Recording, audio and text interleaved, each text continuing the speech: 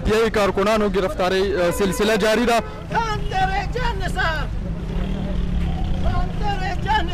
زما د شاته به تاسو ته ښکاري دلته د پی ټی آی لخوا د پرامن احتجاج کال ورکړی شوی د عمران خان د گرفتاری وروسته.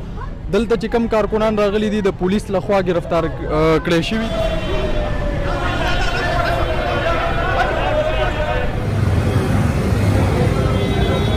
دا وخت د پیښور پیر زکوړي پل چې کوم دی جی ټي روډ هغې سره موجود یم. دلته د پی ټی آی لخوا د کوم قیادت دی د هغې لخوا د پرامن احتجاج کال ورکړی شوی او پی ټی آی کارکنان راغله هغوی احتجاج خو نه کړی شو. د پی ټی آی چې کومې جنډې وې په هغې باندې هم دلته پابندي وه. پولیس چې کوم دي دلته موږ ته په زیات تعداد کې دلته ښکاري. د پولیس اهلکاران د پولیس ګاډي راغلي دي، پولیس افسران راغلي دي. دلته چې کوم د پی ټی آی کارکنانو احتجاج دپاره راغلي وو هغوی گرفتاری سلسله شروع کړی شوې وه.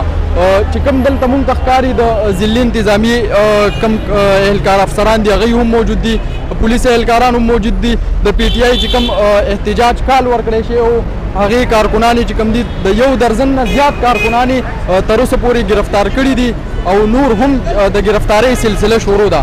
نور چې څه تفصیلات موږ به تاسو سره شریکوو. تر اوسه پورې چې دا صورتحال پولیس لخوا چې کوم دي د پی ټی آی کارکنانو گرفتاری سلسله جاری ده.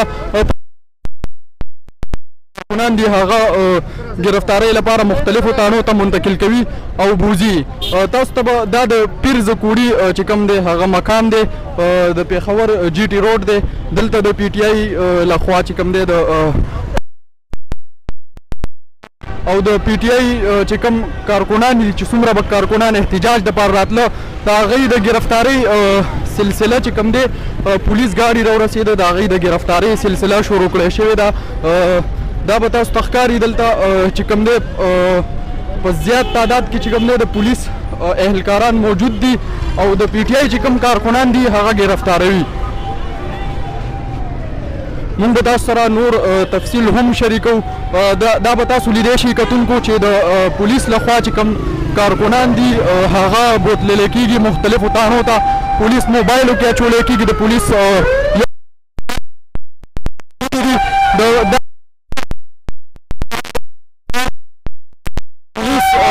چې کوم اهلکاران دي هغوی مختلفو تانو ته وړي. دلته به تاسو لیدلی شئ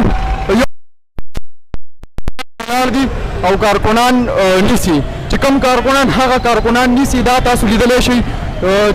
کارکنان چې کوم احتجاج دپاره راغلي وو او د پی ټی آی چیرمین عمران خان د گرفتاری وروستو په پیښور کې د احتجاج کال ورکړی شوی و. د احتجاج کال دپاره د احتجاج دپاره چې کوم کارکنان راغلي وو د هغوی د گرفتاری سلسله شروع کړی شوې ده.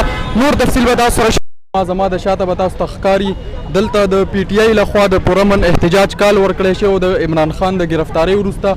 دلته چې کوم کارکنان راغلي دي د پولیس لخوا گرفتار کړی شوي دي او اوس هم گرفتاریږي. دا کارکنان به تاسو ته ښکاري دی چې کوم دي د پولیس لخوا گرفتار کړی شوي دي.